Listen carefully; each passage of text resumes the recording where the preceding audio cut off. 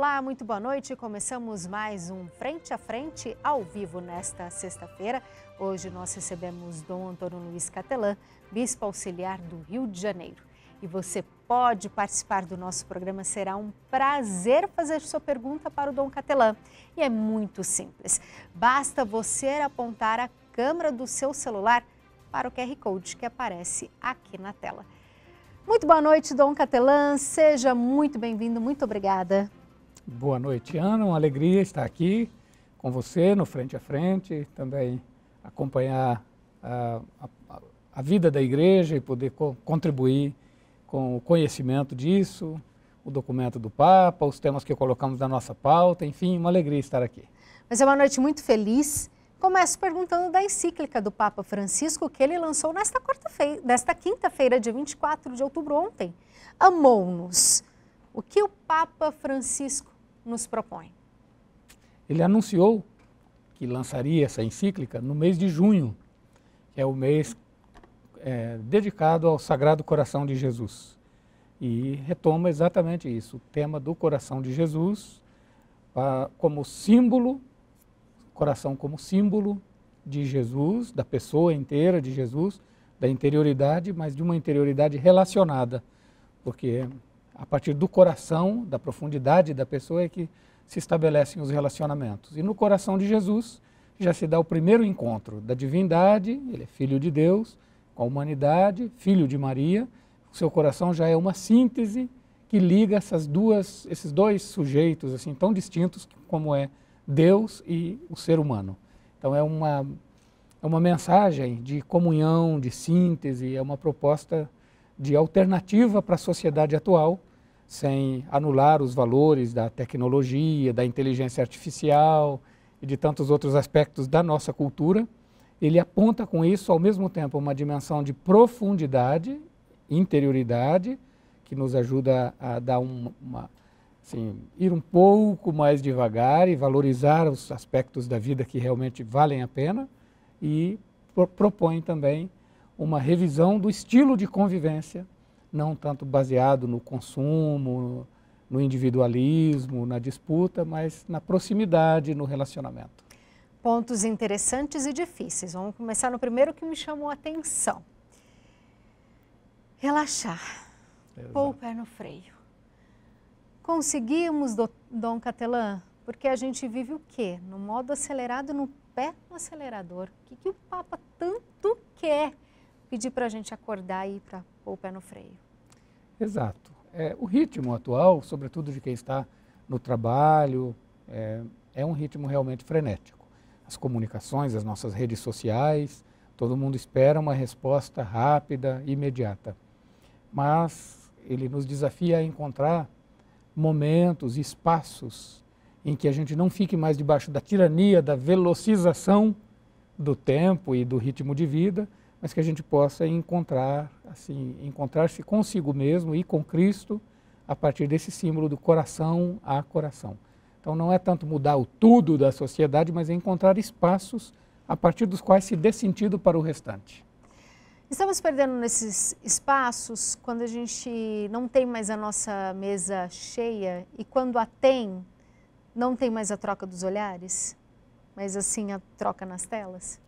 Sim, a primeira vez que eu vi uma mensagenzinha, depois isso se tornou assim quase meme, mas a primeira vez que eu vi achei muito interessante, foi justamente no aeroporto de Guarulhos, um restaurantezinho lá, um restaurante dentro do aeroporto tinha uma mensagenzinha assim: não temos Wi-Fi, conversem entre vocês.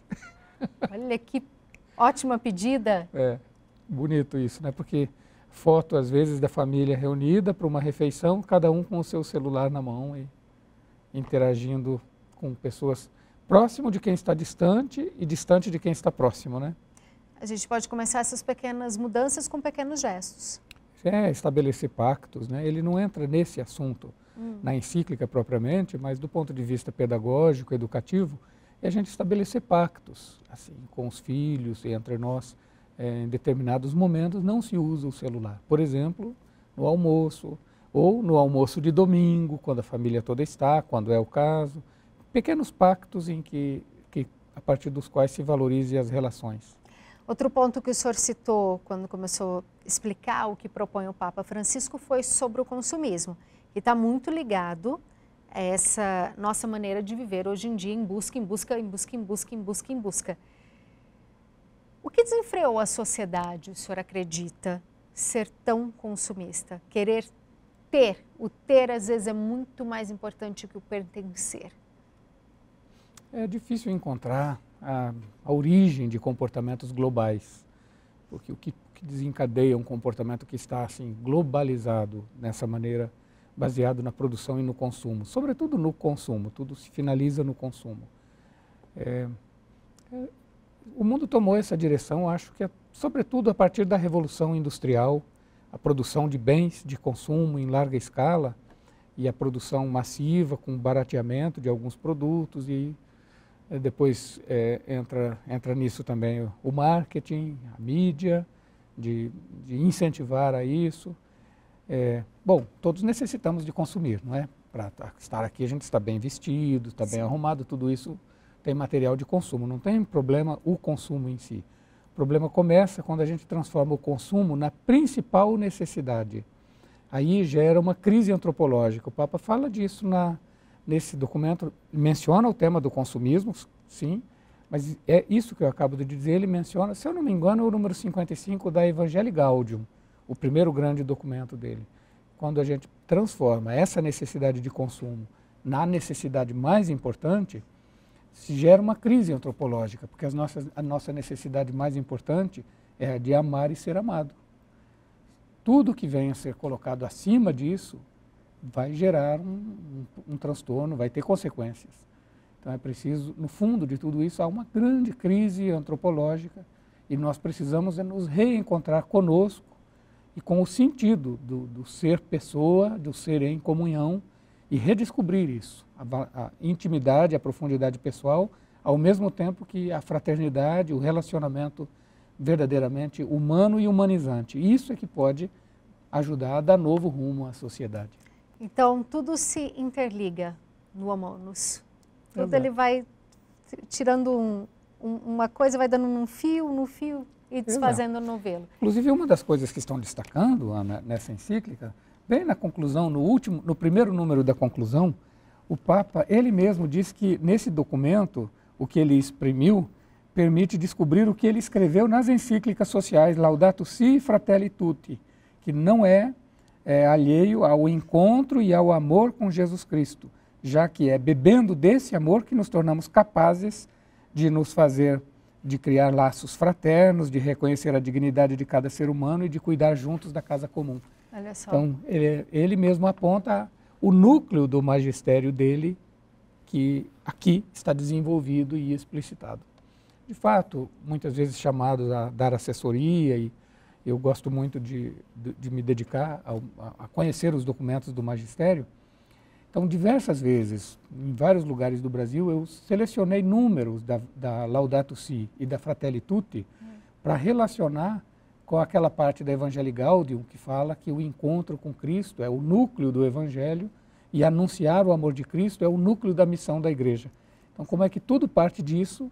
E tem números específicos dentro desses documentos, mas agora ele mesmo fez o relacionamento, explicitou. Isso está no número ele 217. Mesmo contou pra gente. O que antes a gente tinha que entrever e sintetizar, agora ele mesmo entregou o script. Que ótimo. Eu vou chamar a Rosana para a nossa entrevista, Dom Catelan, porque ela já tem perguntas lá de casa para o senhor. Muito boa noite, Rosana. Boa noite, Ana. Boa noite, Dom Catelan. Boa noite. E a pergunta que nós temos aqui é do Mateus, da Parada Inglesa, em São Paulo. Dom Catelan, a Igreja Católica no Brasil tem enfrentado uma queda no número de fiéis nos últimos anos. Na visão do senhor, essa diminuição é um fenômeno restrito ao Rio de Janeiro ou se reflete também em outras regiões do país? Quais as causas que o senhor considera mais relevantes para essa tendência? E como a Igreja pode se adaptar a essa nova realidade e continuar a ser um farol de esperança para as pessoas? É uma grande pergunta, veio lá da Parada Inglesa, uma bela de uma pergunta. Nós ainda não tivemos a publicação dos dados do censo religioso do último censo do IBGE. A gente até conhece assim, alguns dados, algumas análises, mas os números finais, porque não se trata só de divulgação de números absolutos, o IBGE faz médias ponderadas, o número é tratado. Então, não podemos comentar com muita precisão. Mas continua diminuindo o número dos que se declaram católicos no censo, o número dos que se declaram protestantes, das mais variadas igrejas e comunidades protestantes, no geral, diminuiu a aceleração, em alguns lugares até caiu, e tem aumentado o número de pessoas que se declaram indiferentes à questão religiosa, agnósticos, ateus ou indiferentes, religiosos, mas sem propriamente, como entre os protestantes se fala de desigrejados. Como é que a gente pode interpretar esses números? Questões complexas nunca têm explicações simples, não se pode explicar por um fator apenas, é sempre um conjunto de fatores. Então existe um elemento social, cultural que se chama secularização, que é organizar o mundo, a vida, sem contar com Deus, com a transcendência, é viver bem o quanto a vida dura aqui. Isso é uma tendência que se chama secularização. O Papa Francisco cita 2 vezes o tema da secularização, uma bem explicitamente, outra de raspão, mas ele abordou essa questão quando foi na viagem do Canadá, quando foi na viagem de Portugal. No Canadá, inclusive, ele citou um autor que estuda isso com grande profundidade, que é Charles Taylor. A obra principal desse autor está traduzida e publicada em português, que é a Época Secular. Então, esse fenômeno da secularização, que não conta com Deus propriamente, que até tira um pouco Deus da jogada, mas não elimina completamente a busca de transcendência da experiência religiosa, de tal modo que as pessoas depois começam a buscar, sem perceber, aquilo que antes se buscava em Deus, começa a buscar em outras coisas. Na juventude prolongada ao máximo, com tantos recursos, enfim. Da parte da igreja, o que nós podemos fazer é ter consciência muito clara de qual é a nossa missão, não nos transformar naquilo que Papa Francisco, na primeira homilia dele, com os cardeais, no dia seguinte à eleição, ele disse: a igreja não pode ser uma ONG piedosa. E aqui nesse documento também há um número onde ele diz: não pode a igreja se ocupar de 1 milhão de coisas exteriores, organizativas, e esquecer a dimensão de profundidade. Então aqui fica uma deixa muito clara de Papa Francisco. Se a igreja quer realmente continuar fazendo a diferença, tem que ser a partir daquilo que ela é. Ela é uma organização de tipo religioso, sua finalidade é iniciada pelo próprio Cristo, e a sua finalidade é ajudar as pessoas a viverem a experiência do encontro com Cristo, a experiência de Deus. E ela faz isso, daí sim, não é só com a oração, com a missa, com a reza do terço. Claro, a celebração, a liturgia é o coração da igreja, mas a igreja faz isso também quando serve a quem está sofrendo, quando serve a quem está enfermo, quem está sozinho, quem está abandonado, quem está pelas ruas. E se ela não fizer isso, ela perde a credibilidade. Como é que pode anunciar o amor de Deus se não manifesta o amor concreto a quem dele precisa? E também, inclusive, apoiar a transformação social para melhor, que os cristãos participem da vida social, da atividade política, nas suas várias atividades na economia, que tudo isso, a partir da ética, testemunhem a fé. Então, isso é um elemento, o serviço é um elemento fundamental. Uma igreja que não está presente na sociedade ao lado de quem sofre, perde credibilidade e muito. Mas não pode ser só isso. A igreja tem também o aspecto mais explicitamente testemunhal. Fazer o querigma, fazer o anúncio, apresentar Jesus Cristo, apresentar o amor de Deus. E essa é a parte principal de sua missão. O Papa recorda isso em vários números nesse documento. Então eu suspeito que se a gente não faz isso com esse elan, esse entusiasmo missionário, se a gente não faz isso adequadamente, a gente, de um certo modo, rouba das pessoas o direito de conhecerem o Evangelho. E, por conta disso, vão procurar em lugares que talvez nem possam dar o que elas necessitam. O profeta Isaías tem uma frase que diz assim: meu povo cometeu um duplo erro. Abandonou a mim, que sou a fonte de vida, e construiu para si cisternas furadas. Então, se a gente não tem esse entusiasmo missionário, não vai ao encontro das pessoas de diversos modos para testemunhar e anunciar, a gente está criando possibilidades para que as pessoas percam o senso religioso, o senso de Deus. É preciso também entender a cabeça dos jovens para ter esse despertar neles que é importante, é confortante, é bom estar perto de Deus, estar na igreja. Sim, os jovens precisam ser uma prioridade nossa, uma grande prioridade. Essa é a faixa da vida que fica mais vulnerável a propostas que nem sempre são verdadeiramente humanizantes. Então, acompanhar a juventude, oferecer boas oportunidades de formação, de reflexão, de estudo de qualidade, de encontros, de trocas de experiência, de participação em eventos onde se sintam parte de algo maior. Essa proximidade com a juventude, com prioridade, é sem dúvida nenhuma um fator fundamental. Uma pesquisa que foi feita não pelo IBGE, saiu ano passado, acho que foi feita pela Folha de São Paulo, pesquisa com jovens em São Paulo e Rio de Janeiro, só essas duas capitais, dava algo perto de 30% de jovens que não mostram, por diversas razões, interesse pela experiência religiosa. Ou seja, isso para nós que experimentamos a alegria do encontro com Cristo e sabemos que isso faz diferença na nossa vida, é assustador imaginar um mundo sem, no futuro, um mundo sem isso. É vazio. É muito triste. É vazio. Mas temos mais perguntas, Rosana. Sim, nós temos pergunta aqui da Adriana de São Paulo. Ela quer saber do senhor se é pecado não ir às missas todos os domingos.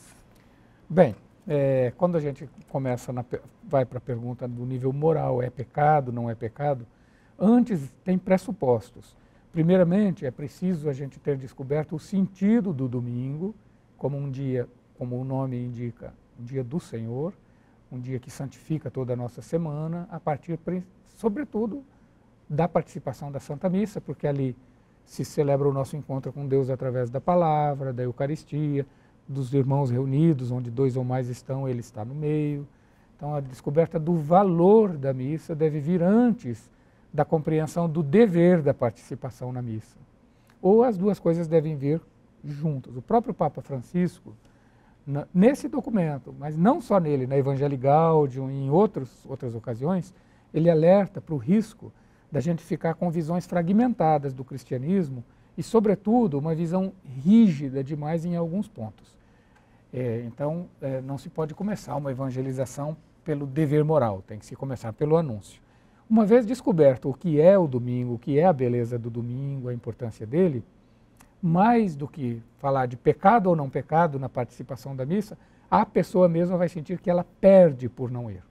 Mas sim, quando a gente tem uma pessoa que está bem informada na fé e compreende o sentido do dever moral, a gente pode dizer que, estando formada na fé e compreendendo o que é o domingo e deixando de ir, porque troca por qualquer outra coisa da Santa Missa, ela sim comete pecado. Dom Cattelan, o que o Papa quer dizer quando ele cita: o mundo parece ter perdido seu coração? Exatamente. É na seção, no primeiro capítulo, ele trata disso, onde ele descreve alguns desafios do mundo atual. Claro que ele não tem uma visão predominantemente negativa do mundo, não. Mas como nesse momento a gente tem problemas de guerra, problemas bélicos grandes, de escala assim, muito grande, entre Rússia e Ucrânia, entre Israel e Palestina, com outros países se envolvendo. E ele conhece muito bem, porque as nunciaturas, as embaixadas do Vaticano nos vários países informam o Vaticano muito bem. Lá se conhece, por exemplo, a situação da África. Tem mais de 20 guerras regionais na África. Países, aqui na América Latina, situações de conflito, nas nossas grandes cidades. Então é evidente que ele tem uma noção de como há sofrimento no mundo. E quando o que se investe em armas, só o que se investe em armas, poderia resolver o problema da fome de todos os que estão com problema de alimentação, a partir de coisas como essas a gente diz: o mundo parece ter perdido o seu coração. A gente concorda com Francisco. A gente vai para um breve intervalo, mas a gente volta já já com Dom Cattelan. Então não saia daí, aproveita para já mandar a sua pergunta. E voltamos ao vivo com Frente a Frente, que nesta sexta-feira recebe o Dom Cattelan, que é Bispo Auxiliar do Rio de Janeiro. E já te convido para participar da nossa entrevista, mandar a sua pergunta para o Dom Cattelan. É muito simples, basta apontar a câmera do seu celular para o QR Code que aparece aí na tela. O Papa Francisco lançou a encíclica dele ontem, quinta-feira. E o senhor já trouxe ela aqui, o senhor já leu, já tem um panorama para dar para a gente dessa... Fiz a primeira encíclica. leitura, Ana. Na verdade, fiz... Quando eu estudava filosofia num seminário interdiocesano lá no Paraná, Maringá, eu tive um formador, já falecido, Monsenhor Orivaldo Robles. Ele nos dizia que quando o Papa publica um documento, a gente para tudo. O senhor parou tudo? Aquilo tem que ganhar prioridade sobre as urgências. Então, sim, de ontem para cá, paramos tudo para fazer pelo menos a primeira leitura e identificar, sim, a estrutura geral, as ideias principais e já sinalizar os assuntos que a gente quer aprofundar, quer reler, enfim. E nós agradecemos esse presente, esse cuidado que o senhor está explicando para a gente, ensinando o que nos propõe o Santo Padre. Pois é, aqui o meu está encadernadinho, assim, ó, de caseiro, porque não tem livro ainda. Pois é, uma encíclica, ela tem 220 parágrafos de tamanhos desigual. Tem parágrafo que dá quase o tamanho de uma página dessas de A4, e tem outros que são de poucas linhas, então são desiguais, mas são 222 parágrafos. 220 parágrafos.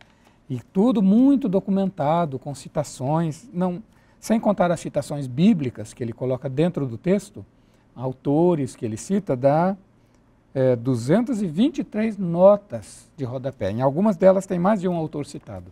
Então é um documento preparado com grande atenção. São 5 capítulos. O primeiro, você já tocou no assunto, que é o símbolo do coração, como símbolo daquilo que pode oferecer recursos de mudança para o nosso tempo. Bem bonito esse número, ele trata do ponto de vista antropológico, filosófico, o coração como síntese da pessoa, como dimensão de profundidade da pessoa. O segundo capítulo, ele se volta para Jesus Cristo e mostra que não tem propriamente uma espiritualidade do Sagrado Coração de Jesus, como se desenvolveu na imagem a partir de Santa Margarida Maria Lacoque, e que se reforçou depois de Santa Faustina, enfim. Mas os elementos a partir dos quais vai se desenvolver essa forma de devoção e de teologia, ele recolhe no capítulo 2, um capítulo breve, mas tão bonito, a partir dos gestos, palavras e olhares de Cristo, como é que ele mostra a ternura, a proximidade, o relacionamento, o encontro, são os elementos que dão base para essa piedade. O terceiro capítulo, você queria me perguntar uma coisa, né? Não, pode falar, quero escutar o senhor. Esse coração que tanto nos amou, é um capítulo onde ele trata amplamente da teologia do Sagrado Coração de Jesus. A partir, de novo, da Escritura, dos autores que foram começando a falar do coração de Jesus já nos primeiros séculos. Santo Agostinho, Santo Ambrósio, antes deles um leigo chamado Orígenes, enfim. Depois na Idade Média, como é que isso cresceu, na Idade Moderna, os papas, como trataram disso. Ele trata também disso no 4º capítulo, mas no terceiro tem um conjunto de números em que ele mostra como é que a partir do coração de Jesus se entende a relação dele com o Pai, Abá, papaizinho, a intimidade, a confiança, com o Espírito Santo, que ele é pleno de unção, e como é que então a partir dessa espiritualidade trinitária, com a trindade toda, nós entramos em relação a partir do coração de Jesus. É um capítulo talvez o mais complexo da encíclica toda, porque tem vários elementos teológicos, mas não é um capítulo difícil. A gente nota o tempo todo que ele quer falar não para especialistas, mas quer falar para o grande público, para quem está interessado. Depois,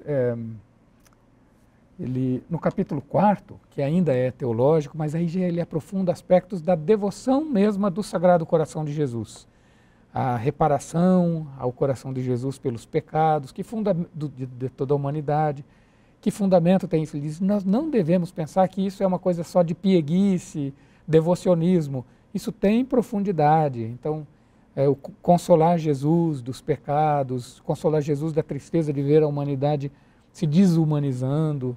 Então, é um capítulo de espiritualidade cheio de finuras de Papa Francisco. E o 5º capítulo, então, ele mostra como é que a partir dessa devoção ao coração de Jesus, a gente deve abrir-se para a vida social, fraterna, para o serviço aos que de nós necessitam e para a missão explícita, para o anúncio de Jesus Cristo e a presença, como quando nós abordamos a pergunta que veio lá da Parada Inglesa de São Paulo, um dos fatores de risco, de diminuição da fé no mundo é a falta da missão, falta do testemunho. Nesse estudo do senhor, quais são as principais impressões dessa nova obra do Papa Francisco, Dom Catelã? A insistência dele, até mais do que em outros documentos onde isso já aparecia, para o tema do encontro, a cultura do encontro. Então, o coração de Jesus como uma experiência de verdadeiro encontro entre nós e Deus, encontro que leva à profundidade pessoal e ao mesmo tempo à abertura. Então é uma rede de encontros, a devoção ao coração de Jesus.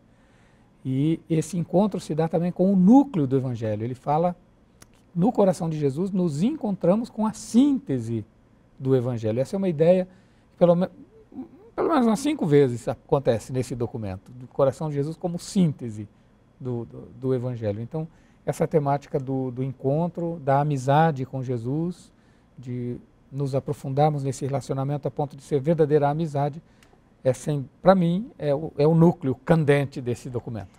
Como que documentos como essa encíclica que o Papa acabou de lançar, Dom Catelã, ajuda e fortalece o senhor no seu trabalho pastoral? O que o senhor leva para poder atender os leigos e as pessoas que tanto precisam? Pergunta difícil. é porque eu não deu tempo ainda de fazer grandes reflexões a partir dele, mas outras. Sim. Não, mas dá para ir sim.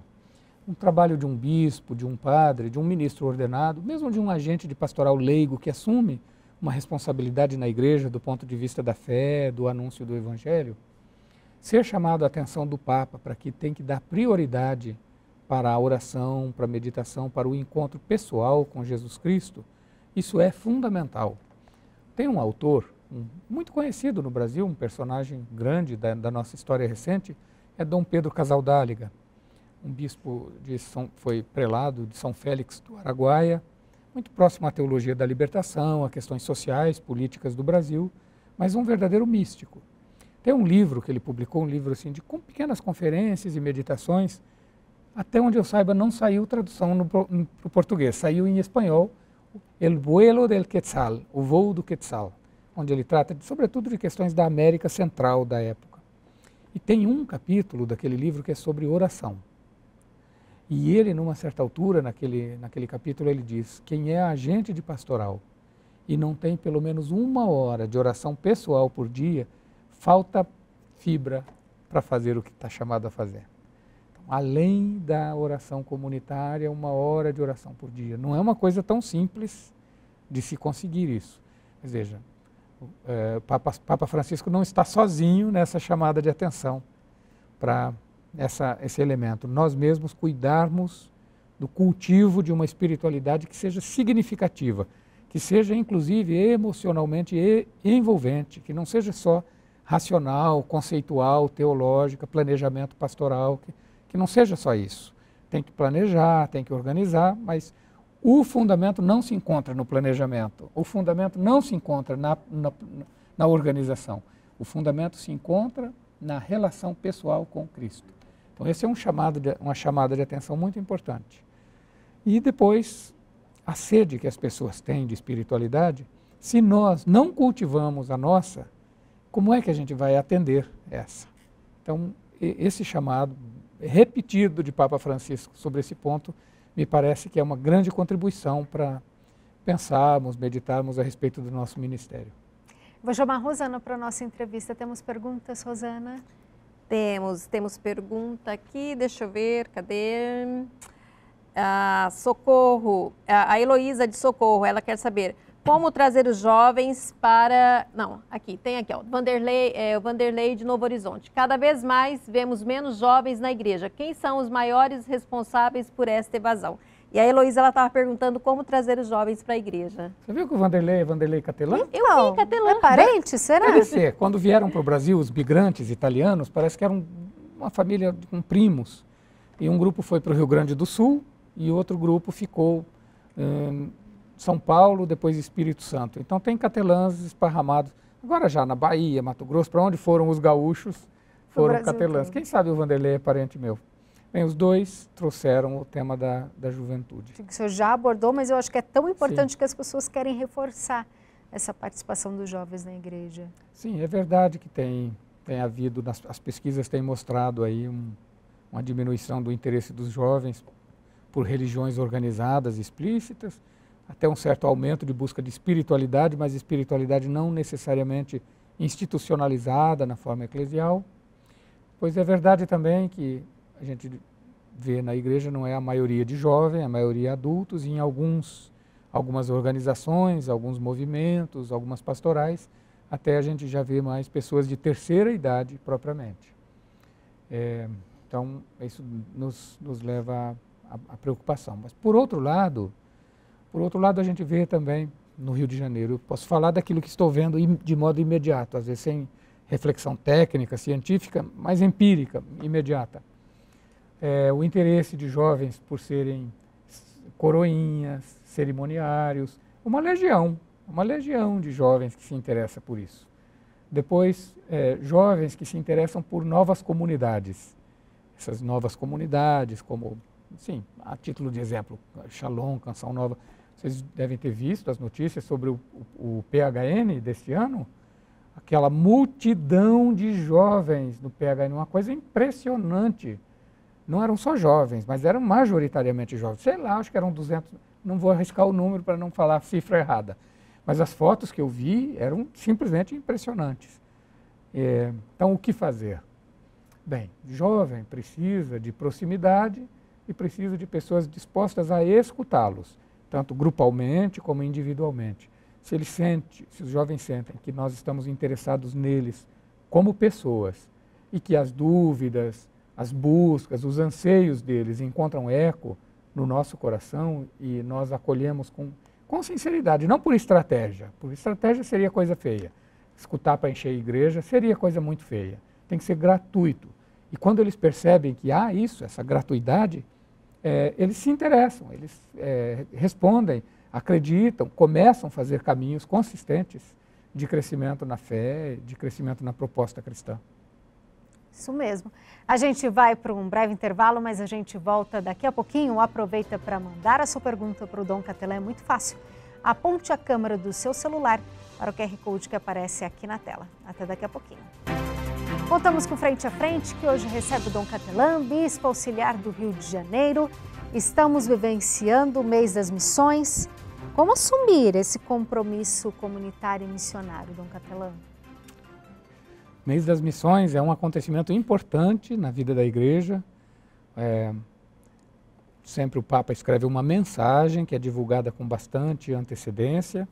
Já são 90 e tantos anos já que se celebra o Dia Mundial das Missões, no mês de outubro. E é uma ocasião para a igreja tomar consciência de que todos na igreja somos missionários. É da essência da igreja neste mundo ser missionária. Quando Nosso Senhor instituiu os apóstolos, após a sua ressurreição, é um dos elementos com que ele funda a igreja. A gente encontra lá o texto clássico em Mateus 28. Ide, toda autoridade me foi dada no céu e sobre a terra. Portanto, ide. Ele envia com toda a autoridade, ide, para anunciar o evangelho, para ensinar a viver como ele ensinou, para batizar e, evidentemente, os outros sacramentos.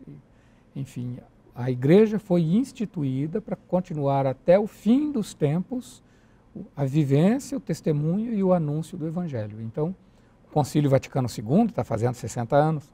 Ele, num documento sobre a missão, Ad Gentes se chama o documento. Até você nem me fez falar o nome em latim que você queria que eu falasse, né? Dilexit nos. Só o senhor para falar tão bonito assim. Dilexit nos. Então, no documento sobre Ad Gentes, que é enviado às nações, o segundo número diz explicitamente isso. A igreja peregrina, por sua natureza, é missionária. Então, não se trata simplesmente da gente achar que algumas pessoas são missionárias. Algumas pessoas são enviadas para missões específicas, especiais, em dioceses, igrejas que têm menos recursos humanos, além fronteiras, para fora do país. Então, pessoas recebem missões especiais e que essas a gente costuma chamar de missionários, mas missionário é a mãe que, quando o neném começa a crescer, já pega na mãozinha dele e ensina a fazer sinal da cruz. Está transmitindo fé. Missionária é a catequista, que dedica horas da semana se preparando e depois catequizando os filhos dos outros. Então, sem receber salário, sem contrato, sem nada. Por puro amor, por pura vontade de transmitir aquilo que fez bem na vida dela, que fez diferença. Então, a gente precisa descobrir, como o Papa Francisco diz, que a missão é o paradigma, é o modelo de toda a ação da igreja. E que tudo que a gente faz tem que ter, no fundo, uma preocupaçãozinha com os que ainda não se encontraram com Jesus Cristo. Mas, além disso, de uma missão que é paradigma para toda ação, o Papa insiste que a gente tem que ter também uma programação missionária, uma missão programática, ele diz. Quando veio ao Brasil, ele falou isso, no Rio de Janeiro. Missão paradigmática, programática. Programática é o quê? A gente tem que ter organismos missionários, tem que ter conselho missionário em cada diocese, tem que ter conselho missionário em cada paróquia. É um pequeno grupo de pessoas. Não é uma pastoral, como as outras pastorais, nem é também uma super pastoral acima delas, não. É um grupo, um pequeno grupo lá na paróquia, 5 pessoas, 6, 10, que ajudam a dinamizar o conhecimento da missão, divulgar, organizar ações de visitação, mas daí não vão só eles visitar, daí outras pessoas vão também, enfim, as mais variadas atividades que se podem fazer. Então, como é que a gente pode fazer isso? A gente pode fazer isso assumindo o compromisso de aquilo que me foi transmitido não posso guardar para mim e procurar ocasiões. No Evangelho Gaudium, o Papa Francisco fala, todo mundo pode fazer isso no dia a dia. Por exemplo, se eu estou com uma cruz, ou numa camiseta da paróquia que tem uma imagem de um santo, ou tem uma medalha de Nossa Senhora, enfim, algo que chama a atenção de outra pessoa. Fica olhando, a gente pode partir dali para um diálogo com a pessoa sobre a fé. Mas não pode ser simplesmente já chegando e falando, tentando convencer a pessoa. Isso o Papa chama de proselitismo. Temos que mostrar primeiramente um interesse pela pessoa. Se ela olhou, eu notei que você estava olhando, por que te chamou a atenção? Mas depois a gente tem que se mostrar interessado pela pessoa, de tal maneira, se interessar, de conhecer a pessoa. Depois, sim, se a gente tiver a oportunidade, já se estabeleceu essa relação, esse diálogo, aí a gente pode explicitar, falar da fé. O Papa ainda diz, se for o caso, a gente pode lembrar uma frase bíblica e dizer. Se é um ambiente que dá, a gente pode fazer uma oração junto com a pessoa, ou então garantir para a pessoa que vai se lembrar dela na oração. Isso é missão muito importante. Um ambiente de trabalho. Esses dias uma irmã de Belém, as irmãs de Belém lá no Rio de Janeiro trabalham na catequese, mas trabalham também como professoras nas redes públicas de ensino. É um dos objetivos delas se prepararem, se concursarem. Aí tem uma que estava me contando que viu na sala de aula uma menina no intervalo falando com a outra assim, você não tem a Bíblia no seu celular? Não. Tem uma que pode baixar aqui, foi baixar a Bíblia, Daí a irmã foi conversar com ela. Ela foi convidada por uma colega para entrar na catequese de se preparar para a Crisma. A colega que a convidou não ficou. Ela gostou, ficou e veja, estava evangelizando outra dentro da sala de aula. Isso, as ocasiões para fazer missão são impensáveis. E através da comunicação, através da internet. Celular, da internet. Então dá para evangelizar, unir essas duas pontes, né, Dom Capelã? Sim. No Rio de Janeiro nós estamos vivendo um sínodo diocesano justamente sobre a missão, com a finalidade de incentivar, de implantar, de acompanhar esses 2 aspectos da missão que o Papa Francisco fala. E tivemos um congresso missionário lindo, com muita participação. Estamos agora formando os conselhos nas paróquias que ainda não têm. Até o meio do ano que vem, Dom Orani quer os conselhos missionários paroquiais em todas as paróquias, se for possível. Porque acreditamos nisso, acreditamos que ser missionários numa cidade como o Rio de Janeiro, que tem grandes desafios, grandes desigualdades econômicas e também grandes desafios sociais e humanos, ser missionários é oferecer, não é só para a igreja, é oferecer para a cidade uma coisa muito boa, que ajude a humanizar. E, através desse sínodo, desses encontros, como que vocês já estão traçando para atender, ajudar e humanizar essa cidade que tanto precisa? Exato. Sim, a linha que a gente toma é a seguinte. se numa comunidade, vamos imaginar uma comunidade que tenha graves problemas sociais, mas lá dentro tem uma comunidade de fé que se reúne com alegria, que é solidária com todos os que ela pode ser solidária, ela vai se tornando ali dentro daquela comunidade um farol que pode atrair, o Papa insiste nisso, a fraternidade que atrai para o coração de Jesus. Então ela pode ser um farol que atrai, mas ao mesmo tempo ela é como se fosse um pequeno viveiro de plantas, só que cada planta são as pessoas, que ali dentro, vivendo essa experiência, depois fora dali, nos outros ambientes que frequenta, essa pessoa é a mesma pessoa. Então aquela experiência que ela faz na vida comunitária católica, cristã, influi na humanização dos outros ambientes onde essa pessoa está. Então, por mais complexa que seja a situação, tem lugar para a vida de fé. Tem lugar para a vida fraterna, para a formação de comunidades.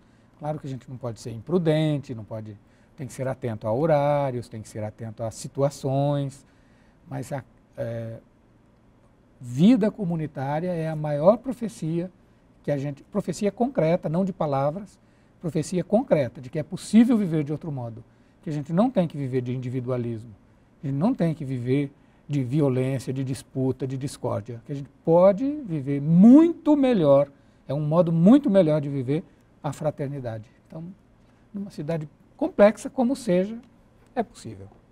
Eu vou chamar a Rosana para a nossa conversa, porque temos perguntas de Brasília, Rosana. Temos, mas antes eu quero aproveitar para mandar um abraço aqui para o padre Antoniel, da Diocese de Rui Barbosa, participando conosco, a Franciele de São Carlos, o Ronaldo Santos de Brasília, José da Silva de Juiz de Fora e também a Selma de Franca. Obrigada pela participação. E a Lisley, ela pergunta, como se consagrar ao Sagrado Coração de Jesus, Dom Catelã?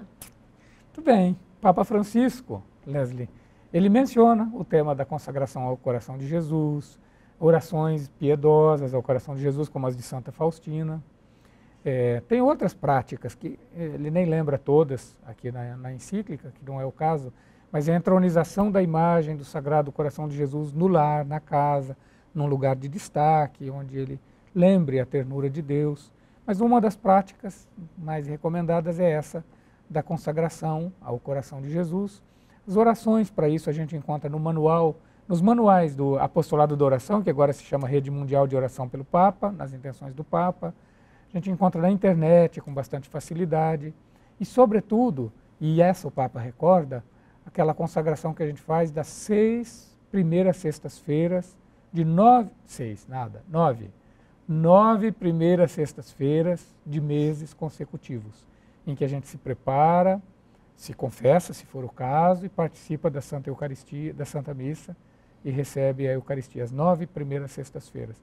E no fim dessas 9 primeiras sextas-feiras, fazer a própria consagração ao Sagrado Coração de Jesus, nessas fórmulas tradicionais, tem mais de uma, mas eu recomendo, sobretudo, as que se encontram nos manuais do Apostolado da Oração. Da capital federal, nós vamos para a Bahia, Isso. Rosana. É o padre Antoniel de Almeida Peçanha, lá de Wagner, da Bahia. Ele pede a sua bênção, Dom Catelã, e ele fala, explicite um pouco a expressão ser sacerdote segundo o coração de Jesus. Papa Francisco escreve essa encíclica, Padre Antoniel, para todos, como a gente bem sabe, mas em alguns pontos ele vai ao que é do nosso ministério ordenado e chega mesmo a falar da importância que tem a devoção ao coração de Jesus no exercício do ministério sacerdotal, presbiteral, episcopal, poderíamos dizer também.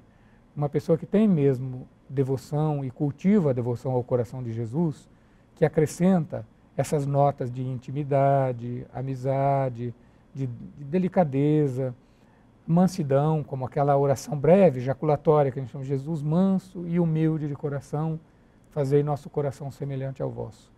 Então, um sacerdote que é devoto do coração de Jesus e que aprofunda essa espiritualidade, isso se reflete, sem dúvida nenhuma, no seu ministério, no seu jeito de celebrar a Santa Missa, no seu jeito de acolher os fiéis, no jeito de atender as confissões, de organizar a vida da sua comunidade.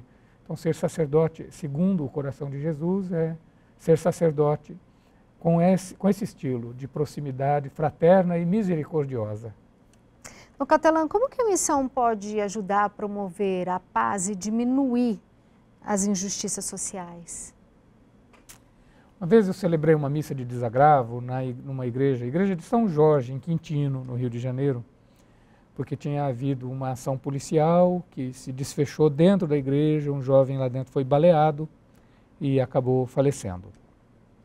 Foram disparados vários tiros, inclusive na Capela do Santíssimo, não pegou no sacrário, mas 2 balas pegaram próximas e o padre Dirceu, que está lá, e a comunidade, eles decidiram não apagar as marcas da bala, pelo contrário, pintaram com uma tinta grossa vermelha, como se tivesse saído sangue da parede, para que ficasse gravado na memória da comunidade aquele episódio. Eu fui fazer a missa de desagravo lá. Fui celebrar a missa de desagravo, porque houve um ato grave de violência. Uma igreja, ela é sim, violada de algum modo, não só quando se quebra o sacrário, imagens de santos, mas a imagem viva de Deus, que é um ser humano, mesmo que estivesse envolvido no crime, tem a sua dignidade. E daí na pregação eu estava diante justamente do desafio que essa pergunta faz. Naquele dia, o resumo do que eu preguei para a comunidade foi exatamente isso. Quanto mais nós temos que nos defrontar com a violência, quanto mais ela chega perto de nós, mais nós temos que ser defensores e promotores da paz. E a gente deve semear a paz com aquela imagem do canteiro, fazer canteiros de paz. Canteiros de paz na nossa casa, com atitudes, banindo linguagem grosseira, banindo indiferença, cultivando relações verdadeiramente fraternas, de respeito, de delicadeza, nos antecipando uns aos outros nas nossas necessidades, na vida comunitária, na catequese, ainda mais pacíficos, ainda mais respeitosos, como a leitura de Efésios hoje dizia, suportando-nos uns aos outros, não naquele sentido vulgar da palavra suportar, que é como quem come com os dentes levantados, é suportar no sentido de dar suporte, de ajudar a carregar o peso uns dos outros. Fazendo isso, a gente está promovendo a paz.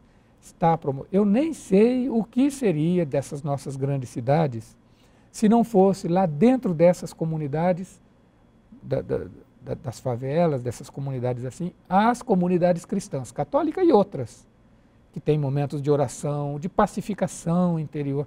Eu penso que essas grandes cidades já teriam explodido se não fosse isso. E além disso, ações que o governo às vezes não consegue fazer de assistência imediata a necessidades urgentes, como a fome. Como dizia o Betinho, quem tem fome tem pressa. Sim.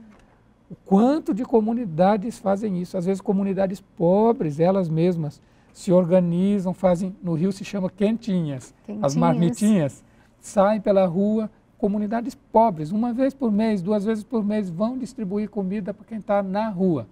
Então eu não sei o que seria de nossas grandes cidades sem essas ações da igreja, das igrejas, no nível da caridade e da assistência. São missionários. Missão pura.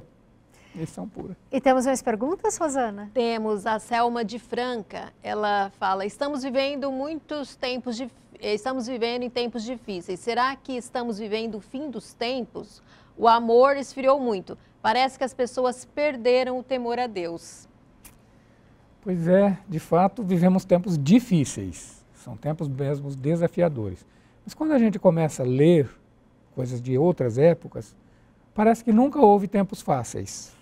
Tempos fáceis. O cristianismo já começou em tempo difícil, com perseguição. Dentro do judaísmo, depois dentro do Império Romano. O Papa mesmo na Dilexit Els, ele Dilexit nos, amou-nos. Ele recorda que houve um imperador que tinha sido cristão e apostatou, abandonou a fé, Juliano, conhecido como Juliano o Apóstata.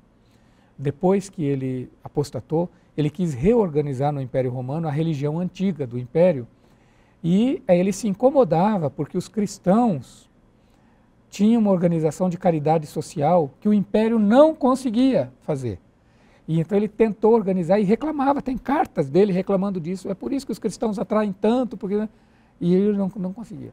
E mesmo que tendo investimento de dinheiro imperial, a coisa não foi para frente.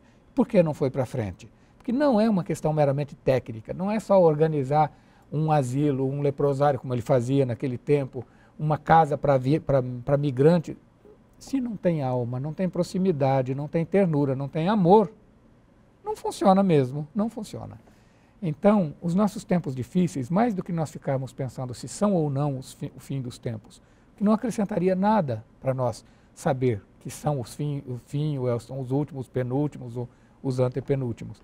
O que acrescenta para nós é saber que é nesse tempo que nós temos a missão de aprofundar nossa relação com Cristo e de ajudar outras pessoas a descobrirem a beleza da fé. Se é o fim, não é o fim, é isso que nós vamos fazer enquanto tivermos vida. Então, sempre que me vem essa pergunta de que tem guerra, tem fome, tem isso, tem aquilo, será que não é o que o Evangelho diz? O próprio Jesus declarou ignorância. O Pai reservou isso para si, nem o Filho do Homem, nem os anjos sabem o dia que o Pai marcou. Então é gastar energia numa questão que o próprio Jesus virou a folha. Nosso foco são esses tempos, com as características que eles têm, mas isso torna ainda mais bonita a nossa missão. Se os tempos são difíceis e nós conseguimos nos aproximar de uma pessoa, ajudar a tornar a vida dela melhor, aliviar a sua dor e ainda ajudá-la a descobrir essa dimensão de relação com Deus que lhe salva a sua vida, é extraordinário fazer isso, é uma coisa extraordinária. Então, esse é o foco. É mais simples do que a gente imagina, então, ser um missionário. Sim, é verdade. E quando a gente começa a assumir essa perspectiva de missão, com esses dois elementos, mais que dois, né, na verdade, no nosso sínodo no Rio de Janeiro, a primeira etapa a gente insistia que é encontro com Cristo, vida fraterna, testemunho, anúncio, missão, testemunho público. Agora nós estamos na segunda etapa, a gente fala que segunda etapa presta atenção nas pessoas, a partir do documento do Papa Francisco lá, Evangelii Gaudium, das pessoas que já participam, a gente cuidar das pessoas que nos procuram esporadicamente para algum sacramento, alguma coisa, acolher. E para aqueles que estão distantes ou ir buscar. Então, cuidar, acolher e buscar. São os três verbos que nós estamos aprofundando. E o povo vai se entusiasmando com a missão, vai se entusiasmando e vai se apaixonando por isso. E a própria vida de quem se dedica à missão, a própria vida se transforma, porque se abre, se amplia, ganha horizontes. Não fico eu com os meus problemas, com a minha vida, com os meus interesses, com os meus projetos. Tem tudo isso. Mas está aberto, está integrado, ganha horizonte. Dom Catelã, a gente está terminando. Foi um prazer receber o senhor hoje. Eu quero que o senhor deixe uma mensagem para quem ficou com a gente nessa noite de sexta-feira, ouvindo as suas belas palavras. Ana, gostaria de dizer a quem nos acompanhou, vai nos acessar depois, que o programa fica disponível nas redes sociais, o que eu desejaria é ter despertado curiosidade, vontade de conhecer o documento do Papa, Amou-nos, Dilexit-nos, vontade de ler, nem que não seja estudar tecnicamente, mas encontrar-se com a mensagem do Papa em alguns números que lhe chamem a atenção. Também o desafio missionário que você insistiu tanto, muito bem insistido, que façam a experiência de dar um conteúdo missionário à própria vida, dar um abraço aos missionários e missionárias, que não desanimem nas dificuldades, especialmente aos do Rio, que eu tenho lá a missão de acompanhá-los de maneira mais próxima, mais achegada, mas a todos desejar que a bênção de Deus encha suas vidas de alegria e as abra missionariamente. Muito obrigada. Obrigado por ter participado hoje do Frente a Frente. Obrigado, Ana. Foi um prazer recebê-la. Para mim também foi. Obrigada, Rosana, a toda a equipe. Obrigada a você que acompanhou essa noite o Frente a Frente do Dom Catelã. Um excelente final de semana. Fiquem com Deus. Tchau, tchau.